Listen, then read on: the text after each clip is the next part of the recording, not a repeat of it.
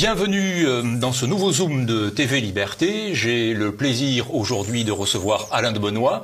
Alain de Benoît, vous êtes bien connu des téléspectateurs de TV Liberté. Vous avez créé et animé les émissions Des idées à l'endroit, l'émission Des idées à l'endroit pendant plusieurs années.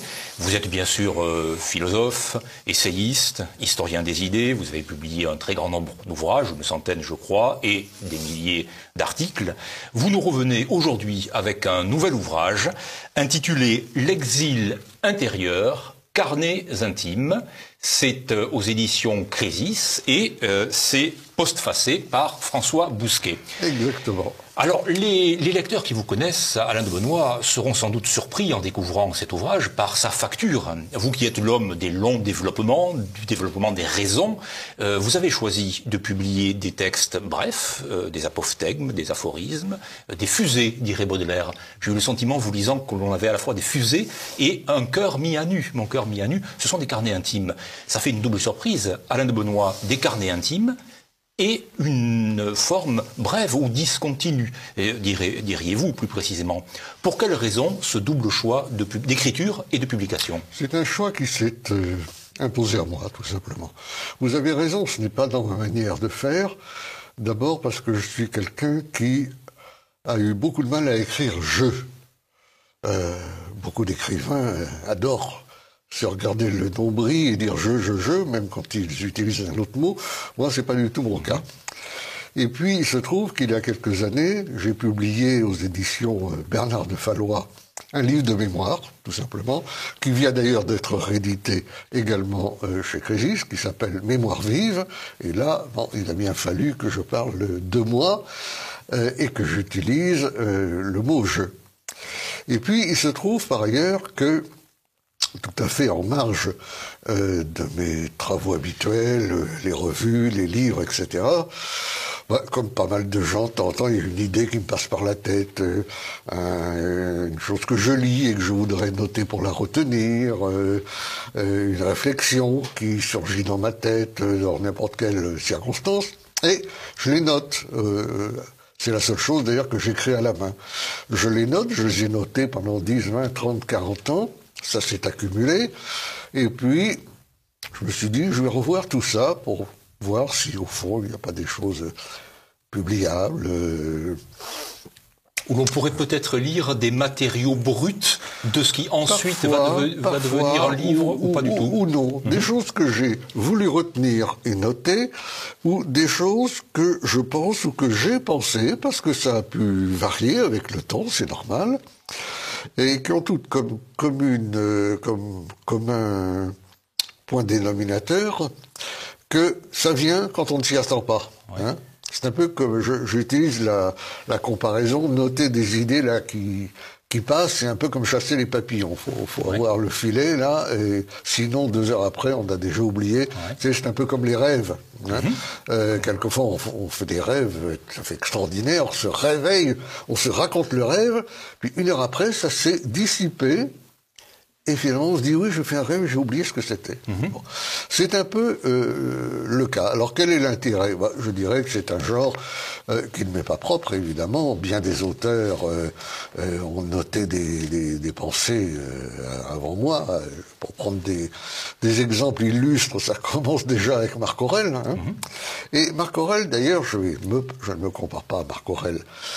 Bien entendu, même si j'ai beaucoup de sympathie pour cet empereur. Vous le citez d'ailleurs. Mais hein, oui, le livre de Marc Aurèle s'appelle « Penser pour moi-même ».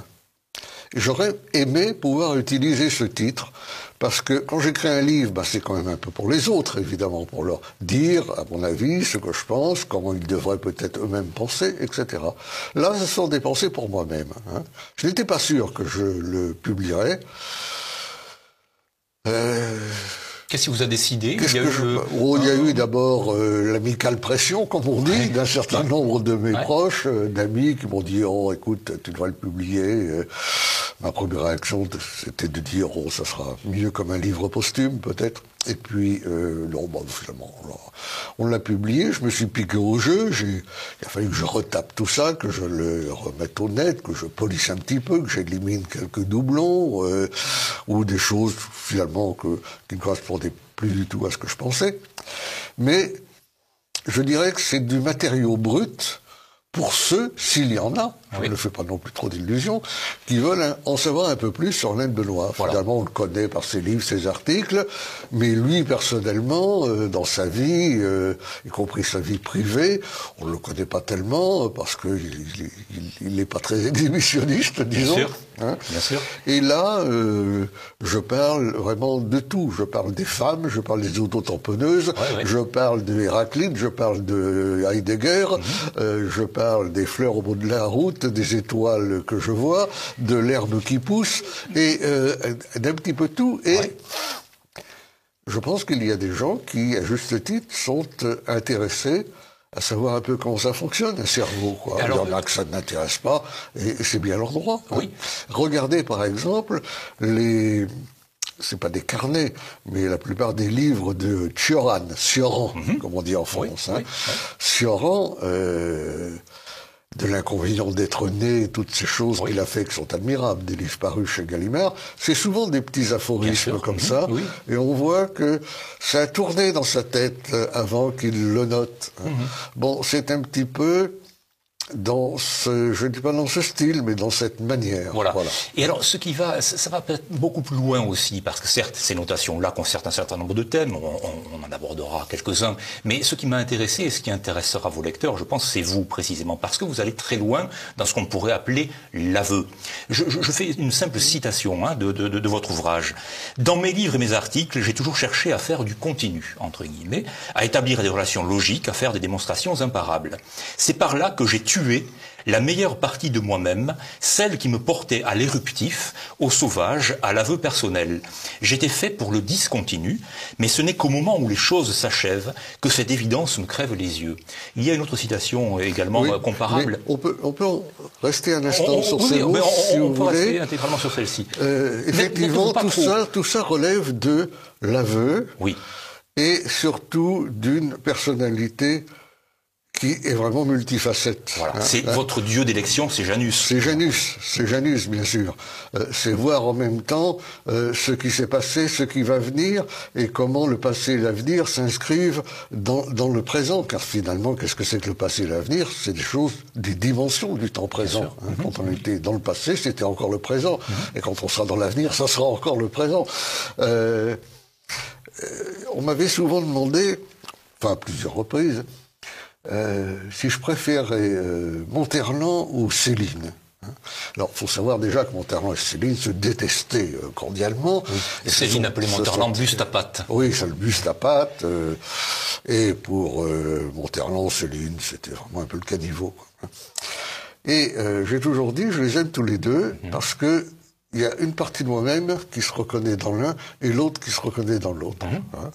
Le grand style classique, très apollonien, on va encore retrouver un autre couple bien connu, me plaît immensément, et en même temps, je sais qu'il y a aussi le côté dionysiaque qui voit les choses autrement, qui se bride parfois trop parce qu'il veut être trop pédagogue.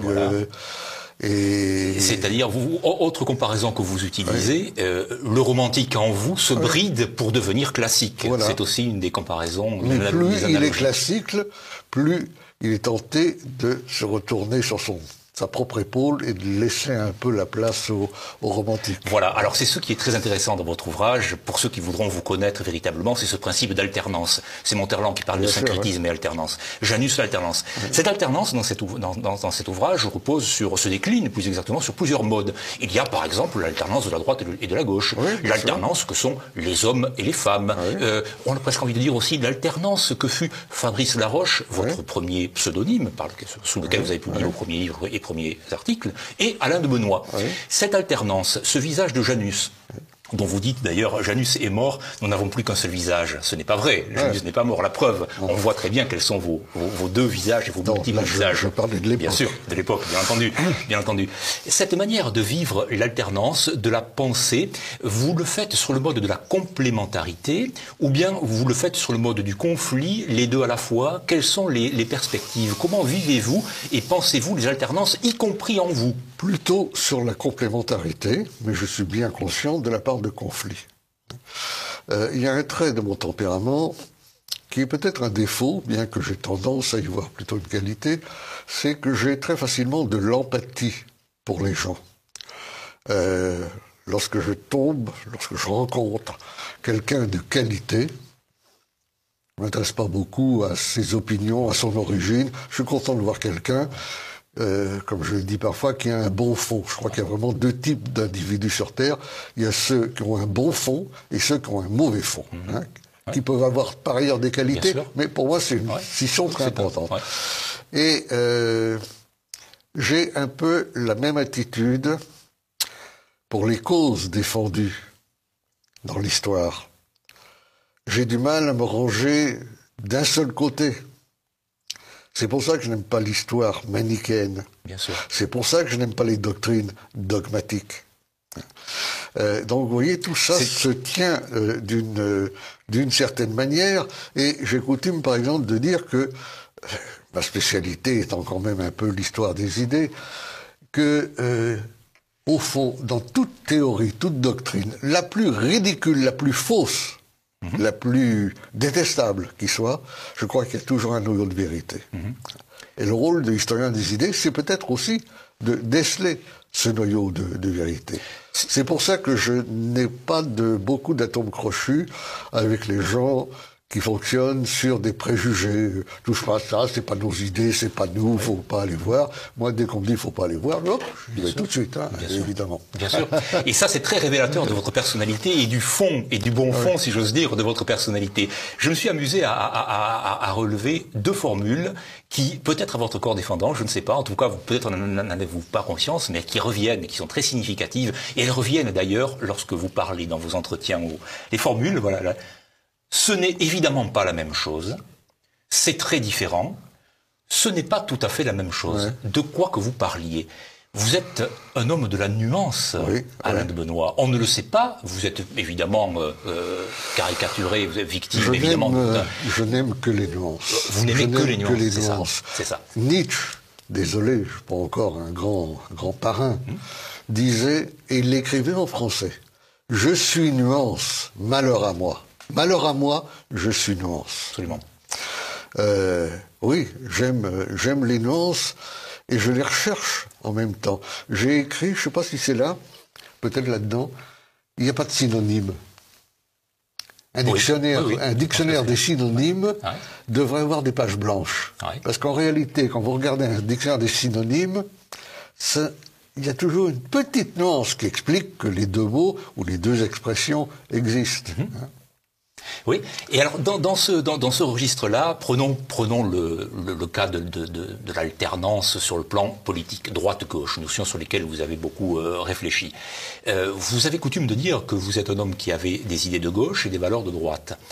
Là aussi, c'est une illustration de votre façon de procéder. C'est un discours de la méthode, au fond. C'est révélateur de l'homme que vous êtes et du penseur que vous êtes. C'est vrai. Vous savez, il y a ces gens en Allemagne qu'on appelle les gens de gauche de la droite, et vice-versa. J'ai toujours été gêné par le fait que les gens de gauche n'ont aucune culture de droite et que les gens de droite n'ont en général aucune culture de gauche. Pour moi, c'est vraiment, comme disait Ortega y Gasset, c'est vraiment l'hémiplégie. Il faut avoir les uns et les autres. Maintenant, tout ça, c'est aussi inscrit dans des polémiques pas toujours très passionnantes sur le sens même du clivage droite-gauche, de savoir si ça fonctionne toujours, si c'est arrivé à péremption, n'est-ce pas? En quoi ça consiste? C'est relié aussi à ma conviction depuis toujours que la droite et la gauche n'existent pas parce qu'il y a déjà des droites et des gauches très différentes, parfois très opposées entre elles, en sorte que certaines de ces droites peuvent parfois avoir plus d'affinité avec certaines de ces gauches qu'elles n'en ont chacune avec leur famille dite naturelle, si vous voulez. Mais effectivement... Parmi les aspects les plus directement personnels que vous abordez dans cet ouvrage, il y a les relations... avec les amis, les relations avec les femmes, l'amitié, l'amour. Ce sont deux pôles qui, dans votre vie, ont été et sont fondamentaux. C'est aussi une manière pour vous de la façon dont vous appréciez les êtres passe par par ces formes de passion là. Ce sont des passions, l'amour et l'amitié. Oui, ce sont des passions. Je dirais que la passion va évidemment plus avec l'amour qu'avec l'amitié, bien qu'il puisse y avoir des amitiés passionnées, bien sûr. Et qu'il ne faut pas non plus trop stéréotyper, essentialiser les choses, mais l'amour et l'amitié, et là, comme d'habitude, le singulier éclaire toujours moins que le pluriel, il faudrait dire les amours et les amitiés, ont été une partie tout à fait centrale de ma vie. J'en parle sans complaisance, sans exhibitionnisme, mais de façon très naturelle. Alors, vous me dites quelle est la grande différence? Je pense quand même que c'est la différence entre l'intensité et la durée. L'amour se mesure à l'intensité. Il n'y a pas de petit amour moyen, si vous voulez. L'amour vit aussi longtemps qu'il est intense, et chacun sait bien que l'intensité, malheureusement, est un peu contradictoire de la durée. L'amitié, c'est plus la durée, parce qu'il n'y a pas la même intensité, même si au sein d'une amitié, il peut y avoir des hauts et des bas. Je crois que c'est vraiment ça, l'intensité et la durée. Puisqu'on joue là un peu avec les comparaisons, les couples de choses. Regardez l'œuvre d'Homère. L'Iliade et l'Odyssée. L'Iliade, c'est l'intensité. Alors là, c'est aussi l'intensité guerrière, bien entendu. Bien sûr. Mais c'est l'intensité. Les héros vivent peu de temps. L'héroïsme, c'est pas la meilleure recette pour faire des vieux os. Et puis, l'Odyssée, c'est Ulysse. Et lui, ça dure. Le temps qu'il retrouve la route d'Ithaque, ça dure. Pour moi, c'est un petit peu ça. Vous voyez, vous avez d'un côté l'intensité et la durée. Alors, l'idéal, ça serait les deux en général, c'est-à-dire d'avoir l'un et l'autre. Disons, quand dans sa vie, on a déjà eu des amours intenses et des amitiés durables, c'est déjà une très belle chose. Quelle importance, Alain de Benoist, accordez-vous à la psychologie au sens très large? Je pensais, vous lisant aussi, parce que vous avez une veine nietzschéenne, y compris dans la forme, bien sûr. Nietzsche disait que Stendhal était un grand psychologue, que c'était le psychologue par excellence, qu'il entendait aussi d'ailleurs au sens de moraliste. Vous avez cité Sioran. Est-ce que c'est une veine dans laquelle vous vous reconnaissez également? Oui, je pense, oui. La psychologie m'a toujours beaucoup passionné.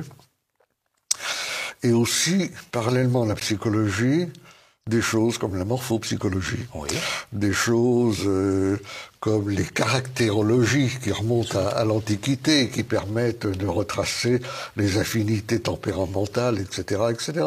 Pour la petite histoire, ça je crois qu'il y a très peu de gens qui le savent, dans les années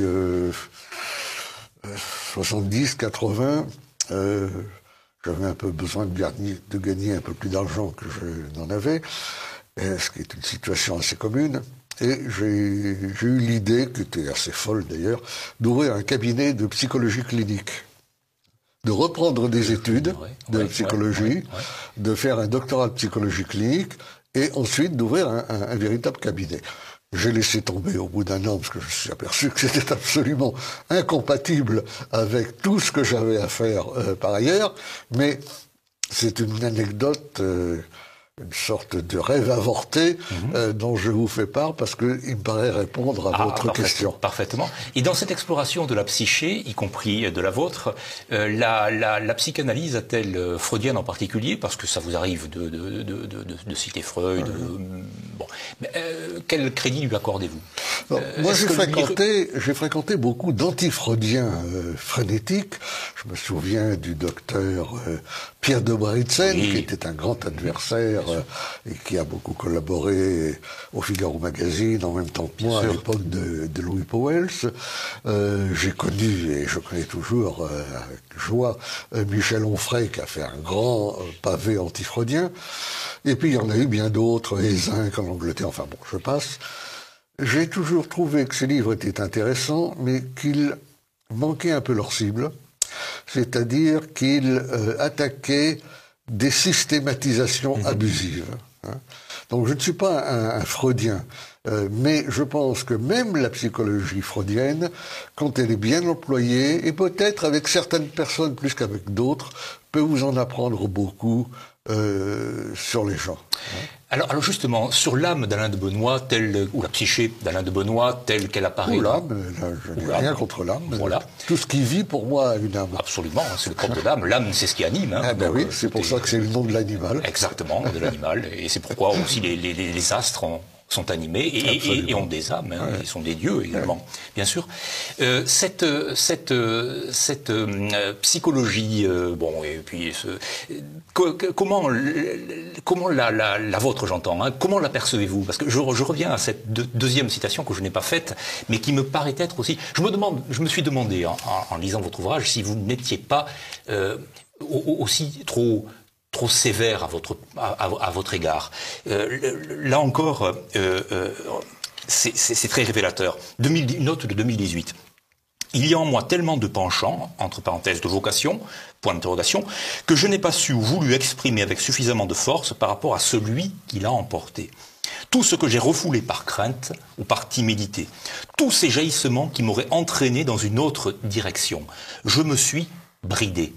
Là encore, c'est quelque chose de très important pour ceux qui vous laissent. Vous avez écrit 100 livres, vous avez écrit des milliers d'articles. Et là, vous glissez l'aveu effectivement, d'une retenue, en quelque sorte, d'un empêchement que vous vous seriez imposé à vous-même, consciemment ou inconsciemment, je ne sais pas. N'êtes-vous pas trop sévère avec vous-même? Non, je ne crois pas. Puis on vous dira toujours que qui aime bien châtie bien. Hein. Je crois qu'il faut être lucide d'abord. Oui, j'ai parfois le sentiment que je me suis bridé parce que je me suis consacré totalement à quelque chose.